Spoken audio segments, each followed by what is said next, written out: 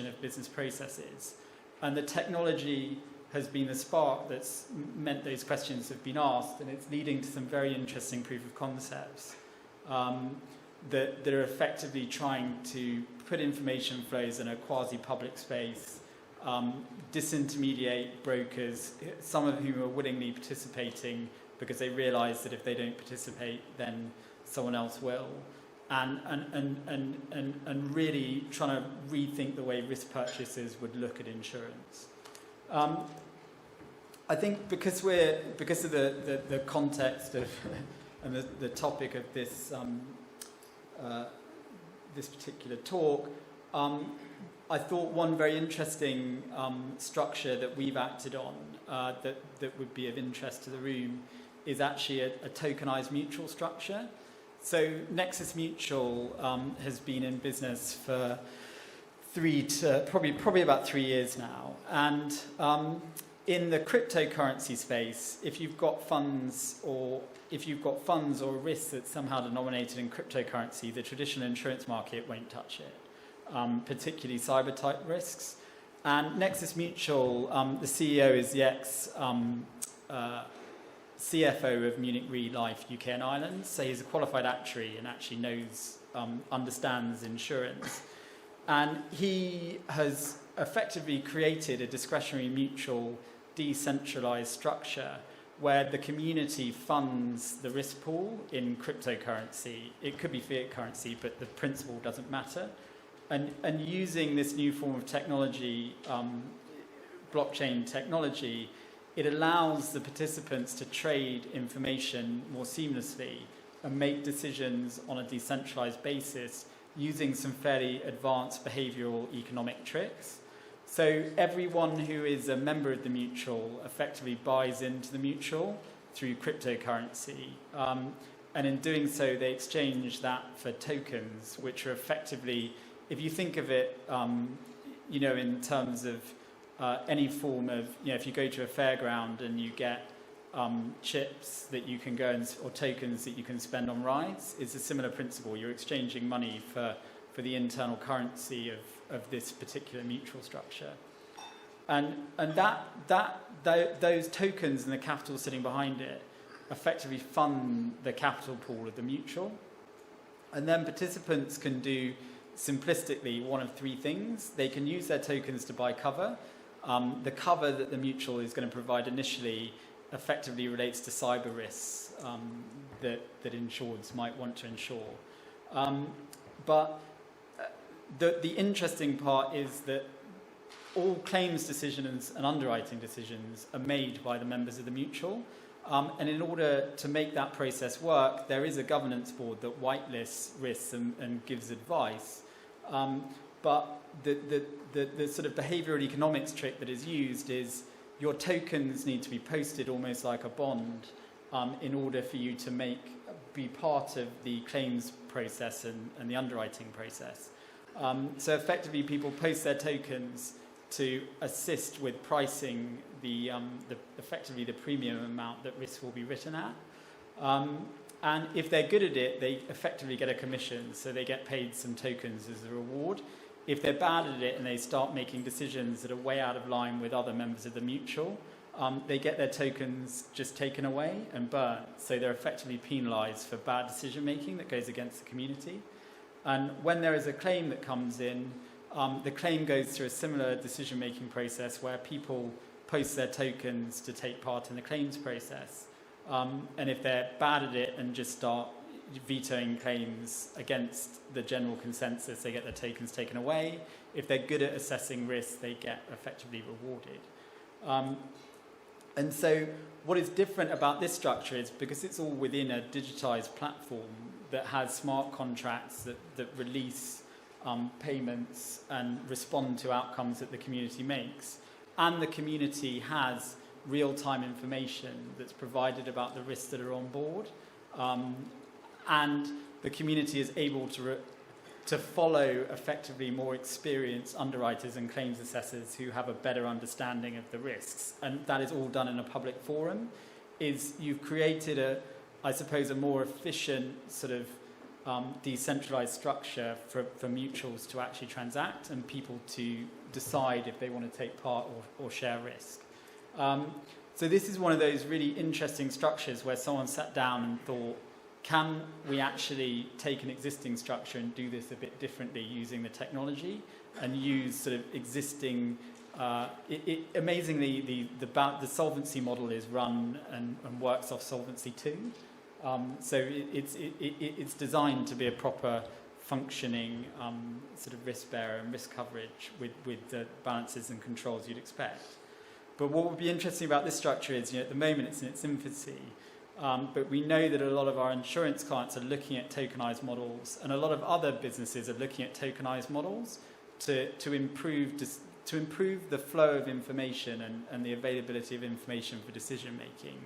And it will be interesting to see if this kind of structure and technology and really thinking can be employed into in a larger commercial context or a different mutual type context. Or Takaful. So I'll sort of leave it there. I was going to talk about trends, but I think it's probably more interesting if we move on to Q&A. Okay, thank you. Thank you very much. A question for the audience or for the panelists. Who actually said, the future belongs to those who prepare for it today?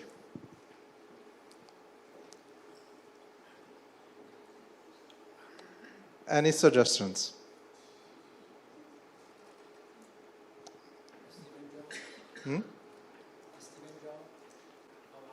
No. It would have been too easy. Definitely not Steve Jobs. Any other suggestion? It's a bit counterintuitive. Well, actually, any suggestions? Oh, yes, very good, very good. You've Googled that quite clearly. Well done, sir. Very good. Technology enabled, exactly. So, Malcolm X. Yeah. So, thank you for your presentations, gentlemen. There's a number of points which I've picked up on, yeah, and which I'd like to simply raise with you and get some more feedback on, yeah. And then we are going to open the Q&A to the audience, yeah. Lotfi, you mentioned P2P structure and technology, yeah. So if you can talk more about it. And I was thinking also what came to my mind is, so you were saying what is important is not tech looking for business, but business looking for tech, yeah. And what do you think about this in the context of how PayPal eventually became successful, yeah, and how Amazon became successful as well? Especially considering that I think that anything to do with technology implies a certain degree of iteration. Yes, very true. In terms of when you start embark on a fintech or insurtech journey, where are you going to start and where are you going to land are completely different places, and that has been proven times and times again. The P2P, I mean, the P2P experience, the peer-to-peer experience started initially from more from a lending perspective, a banking perspective. And the idea is you got the bank, I mean, it was easier model to imitate. You got the bank with the depositors, and then the bank takes the money from the depositors and deploys it into loans. So somebody came up with the idea, said, like, who needs the banks? Well, let's create this platform where you come in as a lender, as a person, and then, there are some applicants, other persons on the other side of it, and borrowing, and we'll intermediate through the platform, and it's going to be just, a small fee in terms of the service rendered. Easier said than done. So from technology perspective, actually, it's been very successful in terms of creating the platform for that. The core issues that faced, and I would summarize them into two, and you can extrapolate this from an insurance perspective. One is actually from a pure cash flow modeling, it's matching the cash flows in and out. And that has been, so most if not all, of the big players still remaining in the lending P2P, they actually borrow money for wholesale from the banks.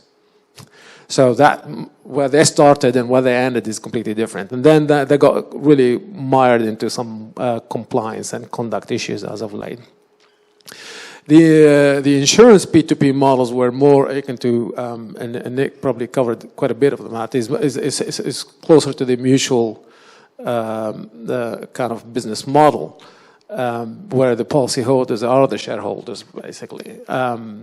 But so far, to the best of my knowledge, I haven't seen any industrial scale success story in that space.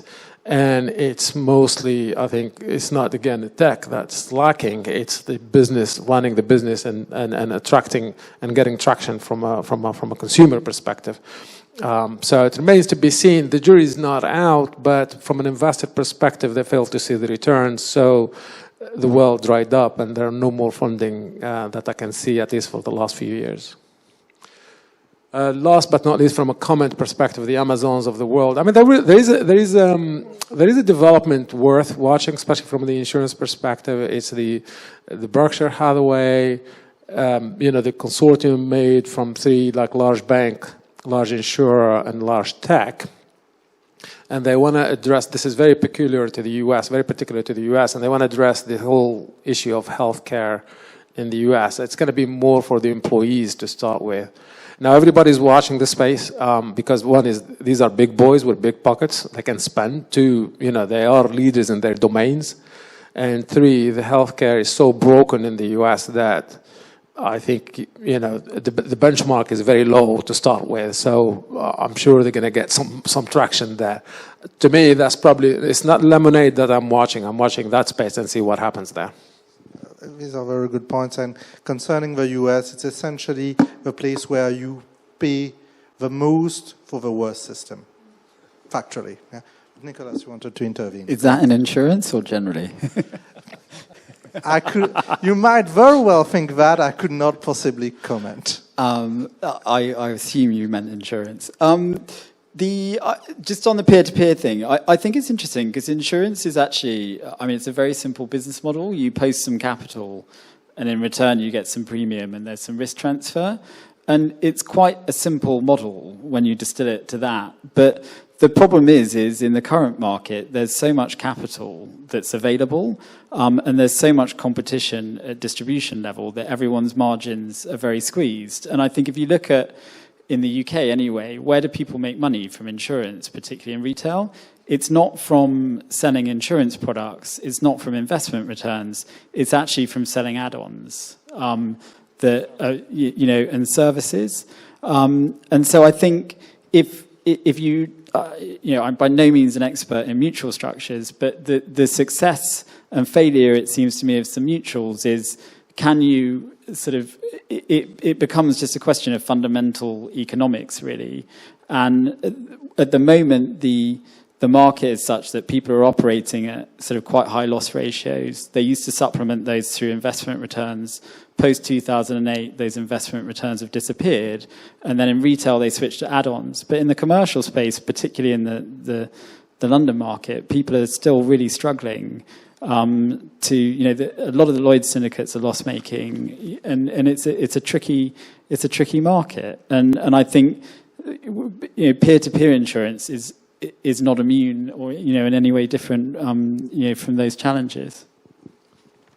If I might carry on. Now you alluded to an Uber moment. Yeah, I was wondering what is the Uber moment that is needed in Insuretech. Yeah. And secondly, you were talking about incremental gains. Yeah, I like your presentation on Nexus Mutual. Yeah, but I think that over the years, people will become more comfortable with such systems because they will simply become more common. Yeah, but what I found remarkable is that it sat very neatly within the existing regulation. So in this sense, they got very lucky in that the regulation was compatible to what they wanted to create. Yeah. So taking the Uber moment question first, I'm quite skeptical as to whether there will be an Uber moment in insurance when an unknown incumbent comes along and just totally disrupts a whole industry and puts a significant established businesses out of business. I'm quite skeptical that's going to happen, because whenever I look at the insurance industry, it's the same capital providers who are sitting behind all the fundamental risk in the market, whether it's established insurance capital, reinsurance, or now ILS type capital. And I think that is fundamentally what is insurance. It's about where does that capital rest. I think the distribution models could be disrupted. We had price comparison websites. I'm not saying that Amazon or another Amazon type company won't come in and be able to use your data much more efficiently and just totally disrupt distribution. So that could be an Uber moment. But I just don't see sort of someone coming along and just totally revolutionizing the industry. The one thing I would say is, just on the topic of mutuals, that it's quite interesting that when you look at technology like autonomous vehicles, people are talking about, if you look at autonomous vehicles on an individual product design basis, insurance for motor will move from personal cover probably to product liability. And when you're talking about product liability, manufacturers are incentivized to benefit from a network effect by all their products working better, so effectively they don't crash into each other. And what insurance, the traditional product liability type insurance won't really allow them to do that, because they won't share information to reduce risks in a way that's efficient. So I was at a talk the other night that was quite interesting, because someone was saying that the manufacturers would be much better mutualizing the risk relating to AV and working together to reduce the overall risk profile of the technology. And so, I don't know, maybe in the future, you may see new technology like autonomous vehicles and others leading to industries needing to mutualize risk and pull it together, which could be disruptive to the existing industry. Thank you for your input. Indeed, incremental gains is a very good point, and indeed, it's likely that the Uber moment might be on distribution. Yeah? But regarding autonomous vehicles, just as a side note, I think that the thinking is a bit in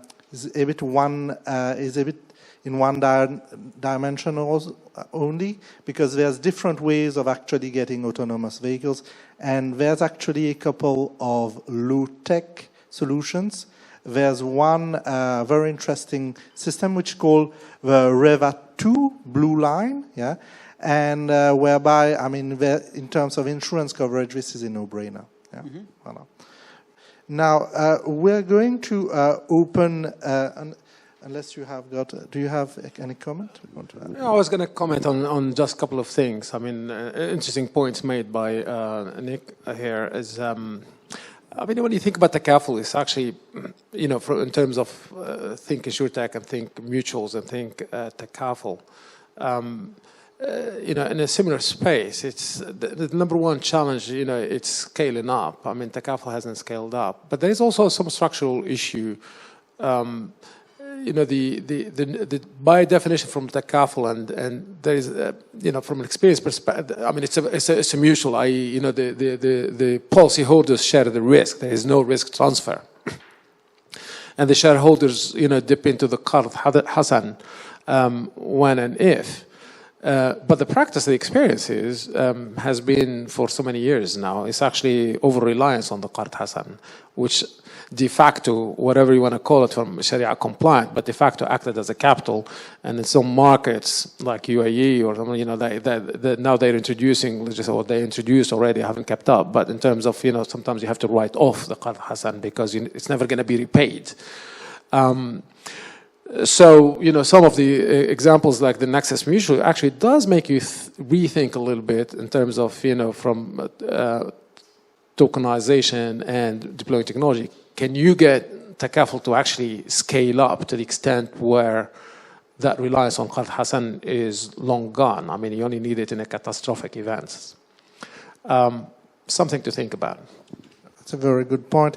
And essentially, the question is whether Insuretech could be the magic bullet enabling the scaling up of Takaful globally. If that's all right, I'm going to open the the floor for questions. Yeah, I see Chu who has got already some questions. Anyone else who wants? Okay, we'll start with Chu, please, in the middle. And who else has got questions, please? If we can raise their hand. Ian, please, over to you. Start. Hi, I'm Ian, managing partner of Ecofolio. I have a question about smart contracts. All right, and the promise, I mean, smart contracts, I won't go into too much detail, but it's associated with blockchain and automation. I'd just like to ask the panel's view on the opportunities that smart contracts, in your view, have in driving efficiencies and improving profitability in Insuretech. I'll tell you the operational experience I had, and probably Nick can tell you more on the legal side, if any. So it all depends on what context, right? The experience I went through is actually the prototyping and or even proof of concept from a blockchain, a smart contract on a use case, a real use case, where it's going to automatically pay out. I mean, the obvious case, or my first-hand experience was on a parametric insurance, as a matter of fact. And parametric insurance is based on very clear measures of where the insurer doesn't have to adjust. You know, if it is weather-related, rained or it didn't rain, you just pay out, and a smart contract was there. But the culture and the mentality from a practical point of view, and there is an element why actually the carrier we were working with refrained from deploying smart contract to the extent. So there was a smart contract, but they wanted the authorization. They wanted the approval, the authorization, and actually not automatic payout as a smart contract is designed for. So they kill the efficiencies that is built in. One aspect, and I'll leave it to that, one aspect is because if you're a retail, you know, there's quite a bit of fraud there, right? So, you know, from a claim perspective, would the adjuster ever disappear? Probably technically, yes, but, you know, from a claim adjustment, but you're probably going to need more from a fraud perspective.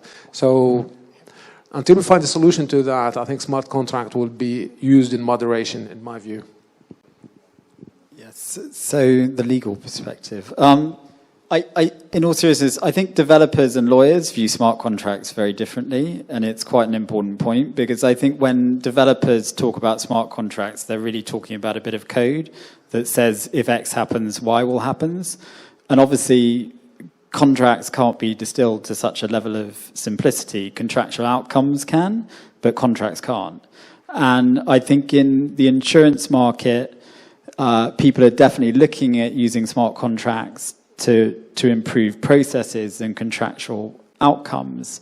And indeed, some people are thinking about, is it possible to code a contract in its entirety and have the fundamental contractual characteristics that are required to form a legally binding contract? But I think in insurance, it's contracts are not simple, and they don't really operate on an X, if X happens, Y will happen basis. There are warranties, there are exclusions, there are contractual nuances. So while I do think and know that people are looking at them in smart contracts in quite simple contexts, like there's a retail flight cancellation product out there that if your flight gets cancelled, it'll rebook you on one. And I know people are looking at them in cat bond type coverages. So if the wind blows at 100 miles an hour in a particular geographic area, the smart contract will be triggered. But most of them are at proof of concept stage yet. People are not, the more complex ones, people are, if they are deploying them in the commercial space, they've got the written contractual framework underpinning them and haven't quite had the confidence to dispense with old-fashioned contracts, I'm afraid. Well, thank you very much, gentlemen, for your insights. If you can just join me for a round of applause on our panelists. Thank you.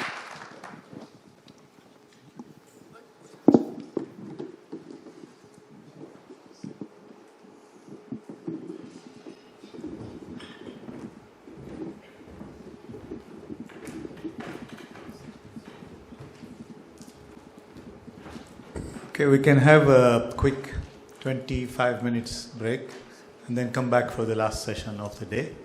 So please be quick. I don't need to you know, heard you back.